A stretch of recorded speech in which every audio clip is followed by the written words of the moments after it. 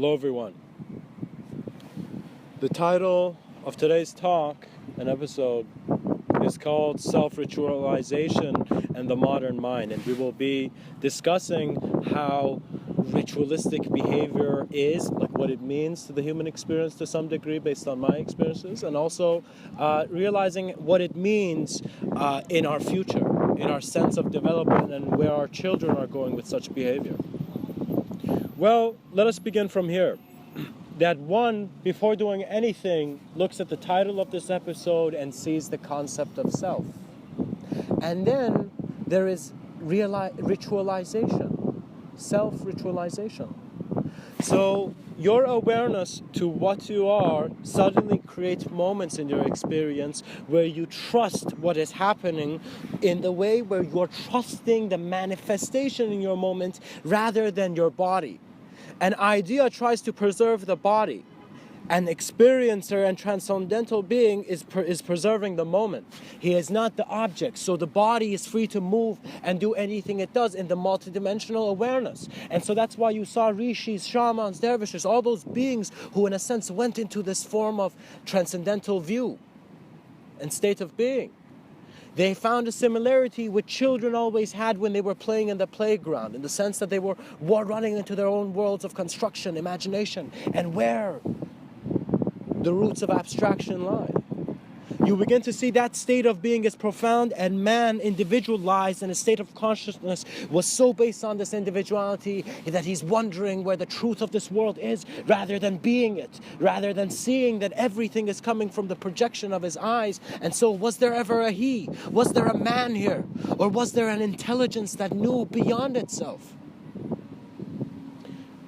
You would see self-ritualization is the manner in which you are handling your knowing as it is transcendentally multidimensional. So as if simultaneous storylines are finding one moment of harmony in which in one life simultaneous on your subtler plane there was a stillness, and then there was a stillness here, and there was a blending. The stillness of man is the stillness of the cosmos, and there he is kept in many ways. When we look at the modern mind, it is looking at its environment, and based on how it likes to treat the environment, it behaves. Many people are based on how they feel they need to survive, whether it's in the fittest way or in the most fashionable way.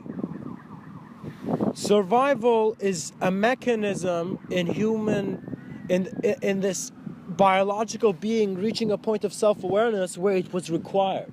But when self-awareness is being cultivated in a world that's moving towards a harmonious sense of establishment, what that means is that the peace where Mr.Within is really finding himself in is the peace that is not here yet consciously, but is still here. Do you recognize that this is not our future? This is not your present. Your present is just how you're paying attention to this and to this world, and this world is kept by your attention in a way where you are choosing its firmness. So what that means is when you realize that this world is kept by you, when you realize that Meister Eckhart perhaps found some moment in his lifetime that it suggested in his quote that the same eyes that he saw God was the same eyes that God saw him. No guru was ever here.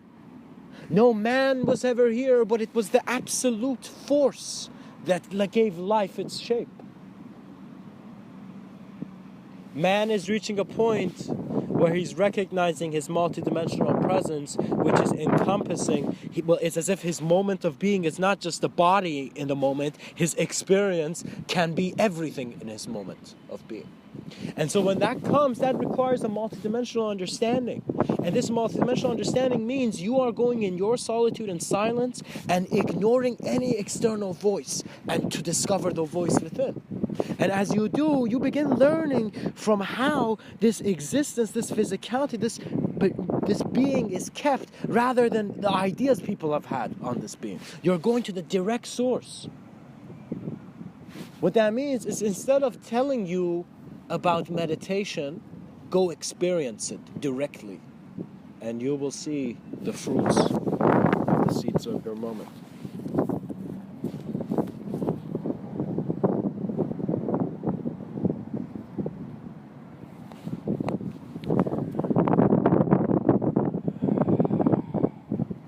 very significantly, I would like to suggest that we need to recognize man is not just working with identity on an individual level. This identity is kept through different states of being, based on the energy of the being, to how he's handling the environment, to the different potentials of his capacity as innately as the existence he is. There are many factors, and so the human being is the symbol that can never be defined, because there's a self-awareness there. There's an aspect there where the observance is beyond the object, and so the minute you looked at that ant on the ground, you recognize your intelligence was beyond it, but it was not the ant.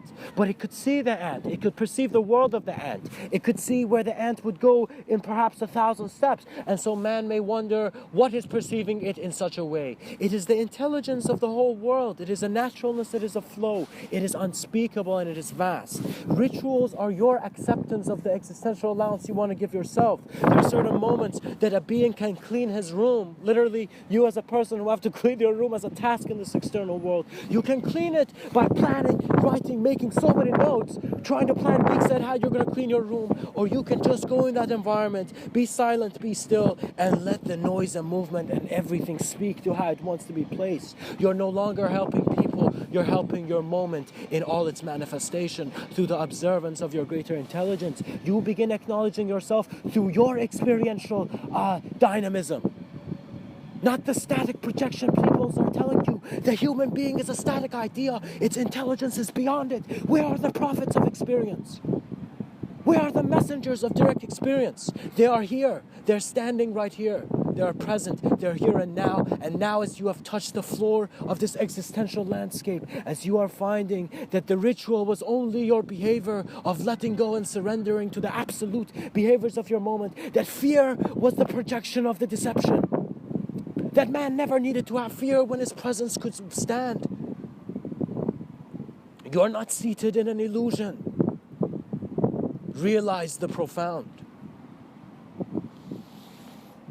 Consciousness has no voice that needs shaping, but you will begin to see when it speaks. When your life is becoming more than the individual's life, when ego is becoming irrelevant, philosophy, sciences, the doctrine of religion, dogma, as thought begins to unchain, you begin to see that the being was profound, that you in one moment could take an idea and bring absolutely infinite renaissances of how that idea could project in space. Just like how we can take an object and push it and it can move in the void of that which we are calling the absence, in which shuttles move undisturbed. You will see so many objects can be thrown in emptiness and they will continue until the being takes responsibility. Science was inspirational because it took an inspiration, it took a stand when the being had accepted a certain ideology. But now science too is accepting an ideology and it must break. There must be innovators in our sciences, in our theories, in our technologies that are showing the most profoundest unknown aspect of man was his experience. Consciousness is that which brings worlds. Experimentation can be done in infinite worlds and the simultaneous experience which never had to be in between.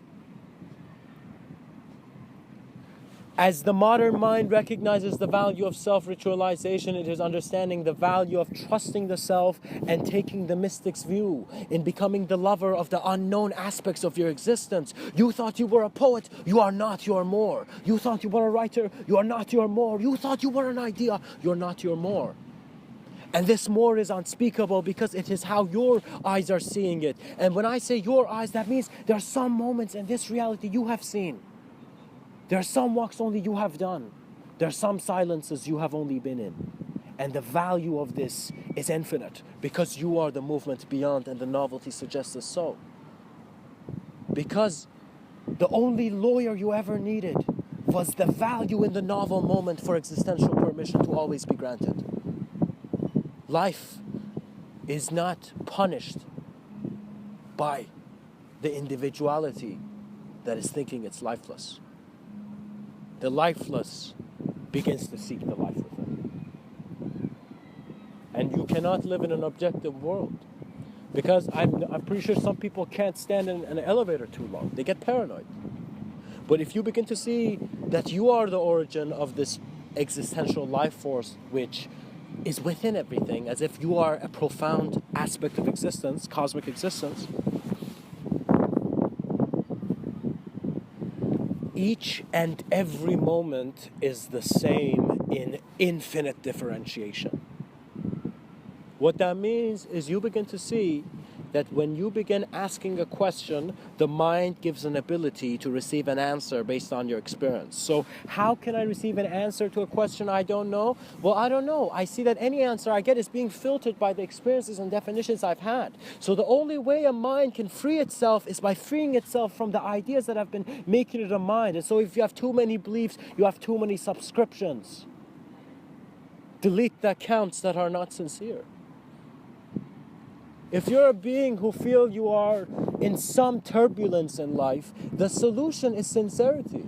And sincerity is your responsibility. It is that moment where ritualization becomes self-ritualization because there is no idea doing the ritual. There is no insanity because no one's doing the act. It's a dance. Can you go and say someone dancing in that show with the stars? Dancing with the Stars? Can you say someone dancing in these dance shows is insane? No. They are not insane. They are just not taking linear interpretation out of the beauty of non-linear flow. Trust me, without chaos, the order cannot grow. Man is a manifestation of his moment, and there lies the potential of his next step. There lies your study of novelty in how you are existing here. And so it might not be in a common day where one human being begins to shout, see what existence is. But who am I to be an eye, to be a pillar of a shape? Because the true understanding of the sage and the wisdom that was eternal was not bounded to space and time. The sage, after searching and thinking that he has known, reaches a moment where he sees, I do not know. And so it is the novelty of the inspiration of man, which is his world. You may feel you're disturbed, but do not let your individuality get heavy. Do not make a rock collection out of thoughts you think you are and associations you're making to conceptions of experience which you are refabricating in the moment constantly. There's an aspect of you that is a new interpreter. There's an aspect of you within that new interpreter which is interpreting through a segmentation of space and time. Become awareness of your being through stillness and silence. These attitudes, these aspects, these intentions of you as a being to go and really deeply contemplate what you are as a self will really change others in your eyes. You will think that people are against you, but you will sit down to see that this world could never be in such a way, that this world could silently grow without man's interpretation. And so the mystics knew this world never needed a purpose that wasn't paying attention to here. Be here and now, for you will not be lost in the worlds that consume you in the way that you think you don't have an answer to a question. Existential sensitivity is the awareness to how the modern mind can take all its ideologies, all its considerations, all its art and sciences and theories and make them into a spiral. Integration occurs instantaneously, for we are the point of integration. I look at a religious textbook, I look at the scientific textbook, and I am the link of vision that brings all in this world within an integrative view. I am the peace that will be the peace of my children and the children that will move into the absolute. For Mr. Within is here not to say that we are not doing something now. Mr. Within is saying, in this life, see what you have always done, not what you have not done or have not achieved. See how every breath is an achievement of this biological being standing up in a way where it can get depressed. For the intelligence of a monkey, depression is like magic.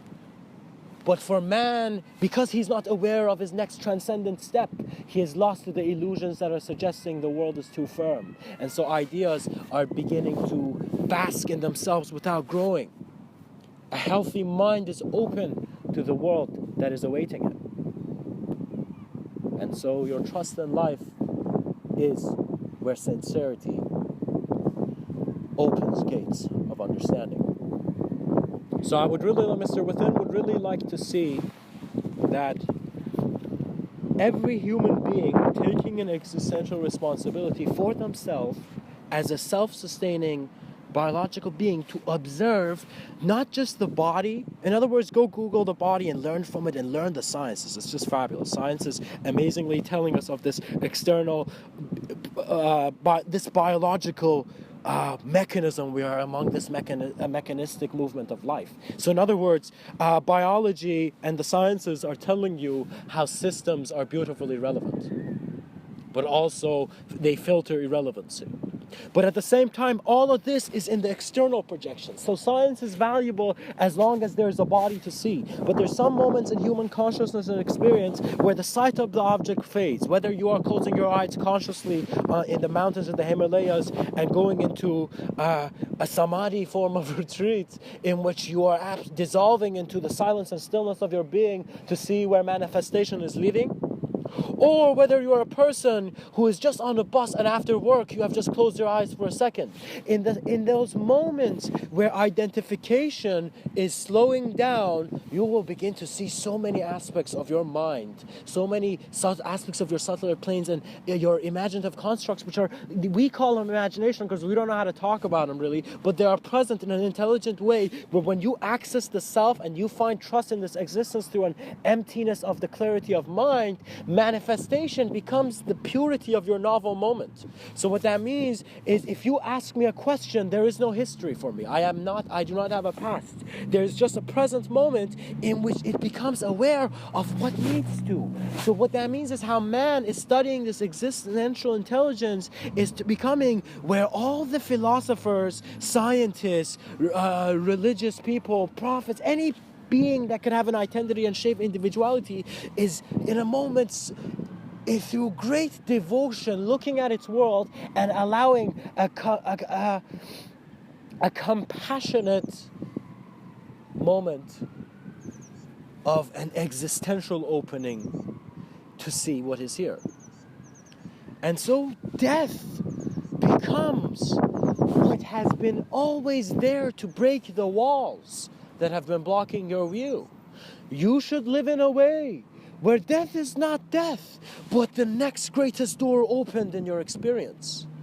And so many gurus and realized beings in Tibet and ancient India and many ancient and conscious parts of the world have gone through such a way.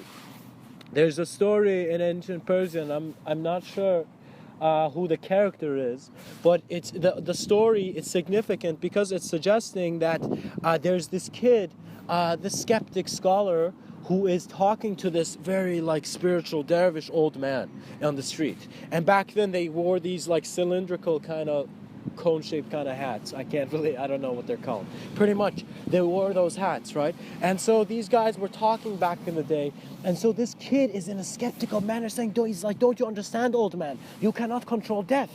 You cannot consciously leave this body. And so the old man says, why do you think you're so certain of this? How is your certainty coming?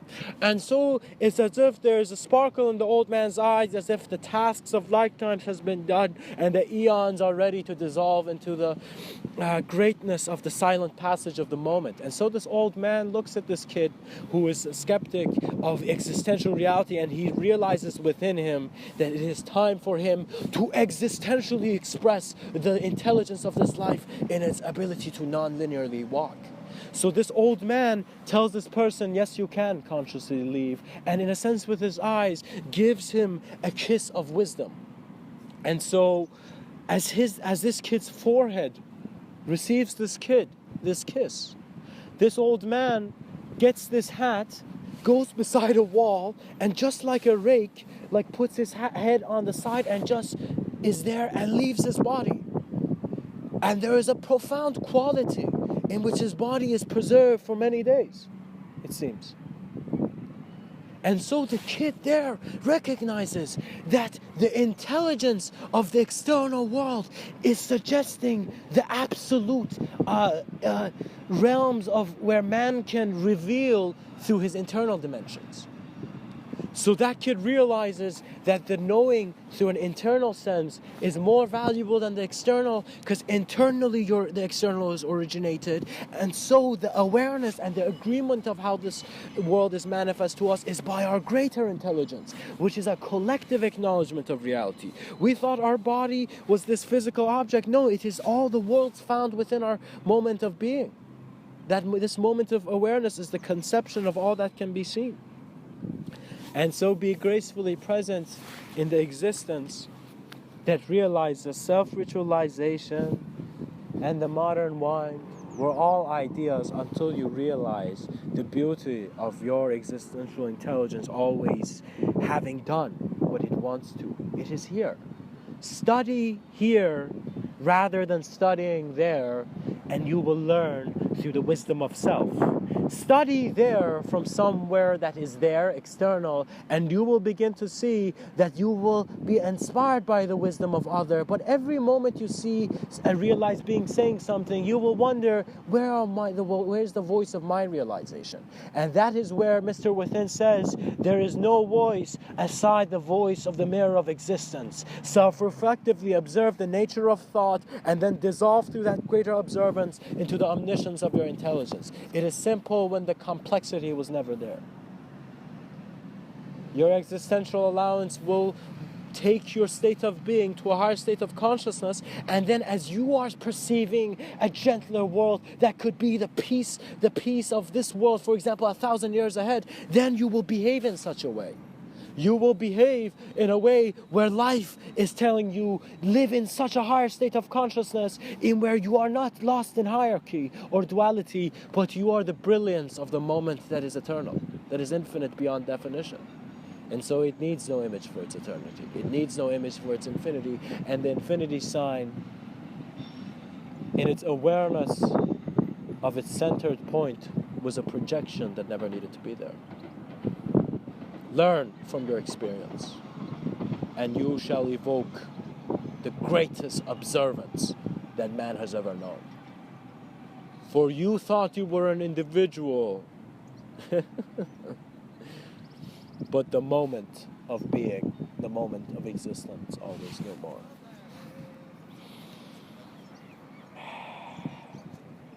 Mr. Within has found that compassion, grace, and an allowance for life to be as it is, and you observing it with a clarity that needs no obsession for an interpretation, will give you a peace that is untouched.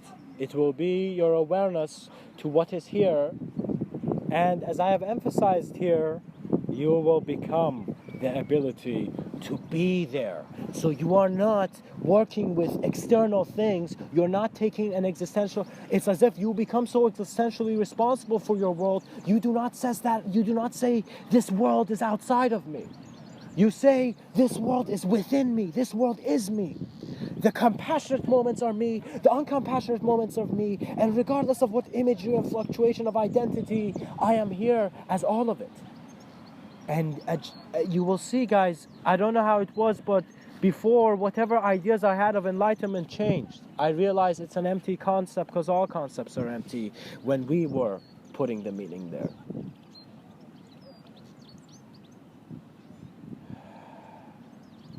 We must seek that which is a liberating action for the human experience.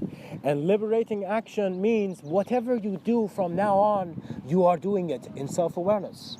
You're doing it in compassion to be the presence of a greater world. You're living in a way where you're conscious that you want your presence to keep these things thriving. Because there was a moment that life put me in an elevator where I realized all life was like opposing me. Because the way I had been conditioned to see it was so arrogantly thinking that it knew. And I began to see that when I didn't know, I was pushed down. Not that even human communication was very rude to me. Not that people around me were pushing me by showing that I was arrogant. But it's as if life took me into an elevator where I just went in nature and I looked at trees. I looked at this life and I saw they are speaking through their silence. And regardless of how much I need to say whatever I need to say, there's a part of me existing, expressed through this silence that is always saying. And as you become comfortable with your silent expression, your vocal expression never needed to be yours, and you were free beyond the idea of an ego. Because your approach never needed to be in an individual consciousness. Individuality is kept there by collective awareness.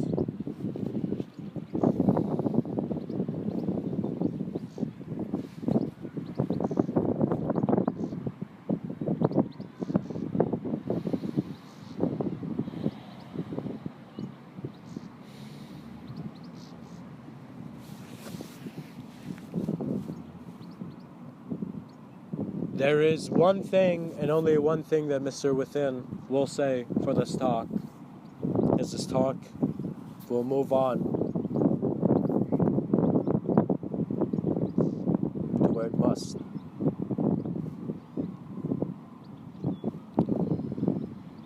Before doing anything, observe how you are being something.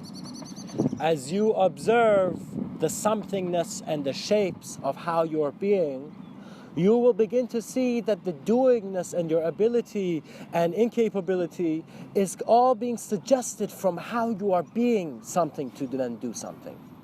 So when one observes the nature of being, their actions will change and have to change, for there is a direct attention as more of an observant being to what is here. Observance is your evolution and always has been. That is the transcendent gift for man. That of self-awareness. Because when we look into the eyes of an animal, if you truly look into the eyes of that being, you will begin to see that you are gifted with self-awareness. And so you have a responsibility to develop the self-awareness of this world through your greatest allowance of self-awareness. Are you living in a way where you are compassionately allowing your things to do anything?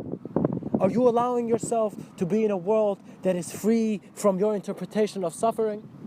Because the Buddha did, and the minute he did, he had always been free. He had always been liberated. And the empty were never obsessed to see. For a sage can write 1,000 words, but his greatest act was when he closed his eyes and as he put his hand on this earth, he surrendered the idea and became the whole. The love of man was always profound. You thought a popcorn in the movies with your date was it. But existential love is where man understands the greatest ability of his multidimensionality.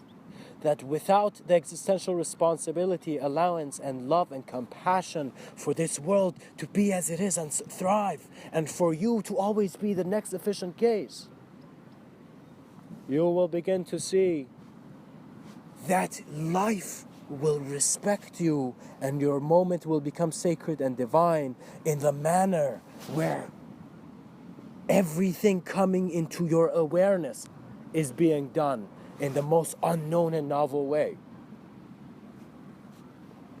Your trust in this life, ironically, was the survival in which you knew you were the greater transcendence maintaining this projection.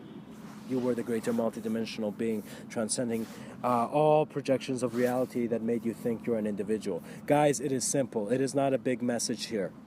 There is no huge rally needed. It is simply you need to recognizing the spark in the mystic's eyes. You as a human being, as a human experience need to observe the nature of your experience. You need to see what this humanity means, and in doing so you will then see that the beauty in the essence that is keeping you alive. Once you see how fragile this life is and how your intelligence is kept in such a way, in a certain way, you will see the beauty of the blessings you will have. You will be grateful for what you have, not in the sense that I'm being grateful because someone told me to, my grandmother's told me to be grateful. You are being grateful for life by being aware of how manifestation is kept in your vision. And then you will see that you will receive many gifts of your own ability to trust the flows of life, and in your more awareness to your communication, suddenly develop into new worlds which will suggest new selves.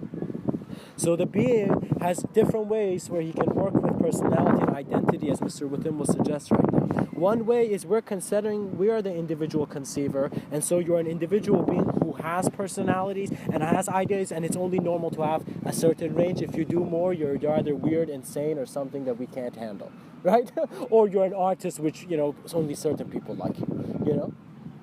But you need to begin to see that now is a time to see that we need to get rid of the notion of insanity, because it is a barrier kept by the bricks of fear. And man must go see where the fear of the human species has been. And the human species has had this fear of confronting itself more than an idea. And so this is where you begin to see that it's not just that you only have to acknowledge idea as an individual thing. Sometimes when you become a clear intelligence of your present moment, ideas become the gift of the world to you. And so Mr. Within right now is finding how the intelligence of this human mechanism is being kept, is that on one simultaneous level, there is a sense of conception which is suggesting that an individuality is keeping the collectivity. And then on a simultaneous level, the collectivity was always the individuality. So man is gifted with this beautiful existential platform where the human idea is just the platform, the tiles of the platform. You see, the human ideology is that pillar where we can be an individual experience, but now the human idea has lived through the individual. It's like it's been called, you're an individual being. It's like as if that moment where you see that the world has called it 2 + 2 is equal to 5 for so long that it's saying, no, 2 + 2 = 4. But what does that mean? That means the sincerity of seeing where perception comes from means there was no illusion. And so when a mystic comes to roar in ways that the lion was even fascinated by, you will see the platform of our awareness is one where we are required to see how we are creative with it. You need to see how creatively thoughts are flowing in your day. Are you getting bored? That is not sign of an advanced mind. We do not have time for boredom. We do not have time for depression. Because if you think about it, you as a human being are born here, and let's say you, based on how we're living now, you have 100 years. In this 100 years, you have hundreds of thousands of worlds of experience, from your 5th birthday to whatever that has happened later on, to whatever that happened before, to whatever moments you had an experience beyond space and time. You begin to see that it is how the human experience is activating the infinite potentials of its integration with its world. So what that means is our next evolution is not man evolving into a most futuristic thing where people are having fear of, oh my God, is it going to be a robot with intelligence, or is it going to be some kind of new being with an intelligence? No, it's going to be the awareness of this physical body, that every body can be an object of experience. You're beginning to understand the multidimensionality of the world, and so man's next evolutionary step is how the dimension, how you are your plane of existence. So what that means is the monkey stood up, and now man dissolved into his eyes into what was the reality of Mr. Within. When you find Mr. Within, you are an intelligence that is untouchable but is here as the observer of this life. For the objects of observance were never the actuality of the truth, but the poetry that inspired eons of separation to dissolve and to recognize and remember. There are no constraints that need to be here. If you think about it, there's no ideology that needs to suggest a you. I'm pretty sure everyone has had moments where you've just like sat somewhere and you were just looking, and you didn't have to be Bob who's late for work. you would see that Bob was just an idea, and what was preserving Bob, what was giving personalities and a uniqueness to Bob, was how there was an intelligence here that gave the self-awareness of man an unknown door. And the minute I realized, guys, that I don't know was the minute where I felt the chains get loose. And as I dived into what I don't know, I realized that was a gift. Because what you don't know means that what you have learned from an external source in regards to a teaching has reached the end of its reality. So because you're not, let's say, that guru, his story is only to some range helpful for you, but then you jump into your own experience of how this world is. And so you tell me, do you want to look at, for eons, the beauty in a separative manner? Do you want to look at the beauty of the face in the clouds, or do you want to know the absolute truth of the limitless sky? Because that is the profundity of the search of man. Because right now, some people only think they're clouds. Some people realize, all right, I'm a cloud, but sometimes I fade. Sometimes I have experiences that are kind of limitless. Some people understand that they are like it's as if through the cloud they say I'm the sky, but they're still being the cloud. What that means is the cloud must realize, as it never was clouded, it was the clarity of where it stood. That outside of the judgments that could make man tear up, there was an existential intelligence that kept things here. Because there have been moments where I had, as people say, dark nights of the soul, where I was pushed into my solitude out of not accepting the ideas of my environment. When you don't accept the reality of things, you think your reality is more correct at times, and it's as if you're sitting in a car, but you're not aware of the front window. But your hand's on the steering wheel and your foot's on the gas, and you're like, I know I'm driving, man. And so someone's saying, do you have clear vision? Are you seeing what you're doing? Are you seeing the being that you are? Are you seeing the intelligence that is allowed? What is the new renaissance? What is the new idea that your eyes can be a prophet for, to show this world that there can be ways to live beyond the limitation? Self-ritualization, don't be bothered by it, because you being bothered was you giving life to a fear that could not trust its moment. You are alive, you are present, and there is no imagery that needs to hinder. Self-ritualization is an expression of, in a sense, in quotations, higher consciousness, collective consciousness, because the being is giving his moment of being more allowance, and in that allowance, just as the body moves more naturally, new frameworks of thought are done. You might not believe it, but in yoga, if you're aware of the subtlety, your physical body in its movement gives you certain areas of clarity and availability of thought. And I don't know the correlations exactly in regards to what this does to your brain chemistry when someone exercises, but you begin to see, in a sense, that some athletes have realized perception. It's like you cannot live in this life and not know what you are. Do you see? But many people live in this life feeling that they know they are what they are. They think they are this physicality, and so that scotch on their porch, on their billion-dollar mansion, is the greatest moment on their existence. But when you see a moment of awareness is there, the observance never needed to feed on physical manifestation, in the sense that the character just wanted a better setting to live in. We are looking for the intelligence of the storyteller. That has been the wisdom of the sage. What is conceiving your moment? That awareness is profound, because it will lead you to your greater understanding. And trust me, if Martin Luther King did not have one moment in his life to just stop the ideas that was being projected to him by his environment, he would not see that, for example, black men were not being treated equal as white men. And so now it is happening in a moment where the Martin Luther Kings of the future are those beings that are coming, that are saying no moment of existence is different than no moment of existence. It does not matter how that being conceived his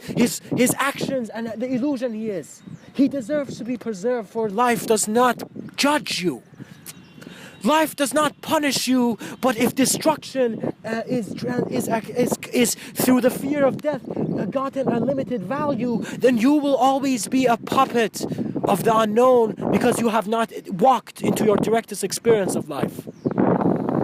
And as you do, words will become less, silence will become profound, and mantras will guide the way.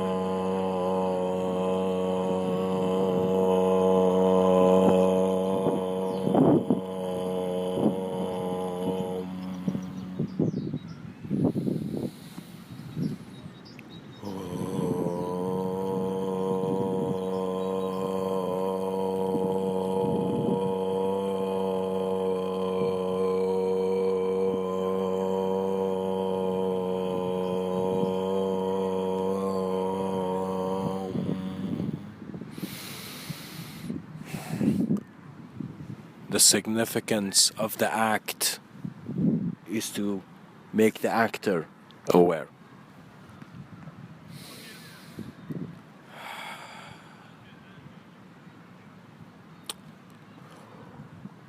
This is for the pilots of consciousness.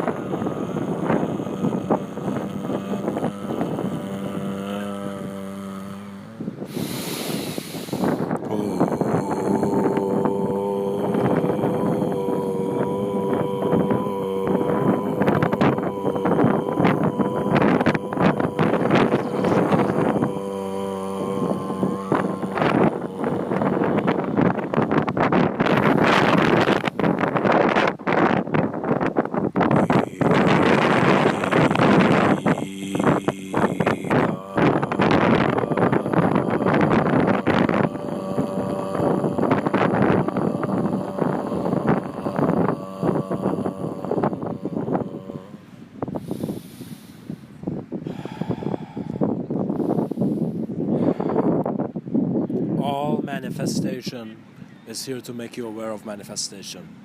All sound is here to make you aware of the awareness of sound, and the awareness through and to sound. These mantras are here to guide you into creating moments where your ideology melts as your mantra is coming from a natural existential allowance to be. And so for the pilots of consciousness, the lead-on mantra that has come to Mr.Within, has come to me through a dream, is one where it is suggesting the experience of the being through the sound of Li being taken to an emptiness, and out of that emptiness is the Da, which is the projection of the novel manifestation. So Li is taking you to emptiness, Da is the sound of awe, is allowing all manifestation to become present in your experience as an experiencer that is the originator of the object, which is experiencing the multidimensionality, which is simultaneously present in many ways. So you will begin to see that you will suddenly find some moments in your life where you know something you had no explanation for, but if you thought about it simultaneously, there would be an explanation if there was one mind. Not one mind in the sense of, oh guys, there's just one mind here. In the sense that your sense of existence and how you exist based on the nature of your manifestation is not having one observer. In the sense that there are many audiences who are hearing my voice. There's many people, individual people, hearing the same symbol or sound. So when we say Om, it is as if many different human experiences are coming to one moment of resonance in which you are dissolving. So your ideology is dissolving, and you're receiving a more of an existentially sensitive form of awareness to your reality through the self, which is the certainty of other. Do you see?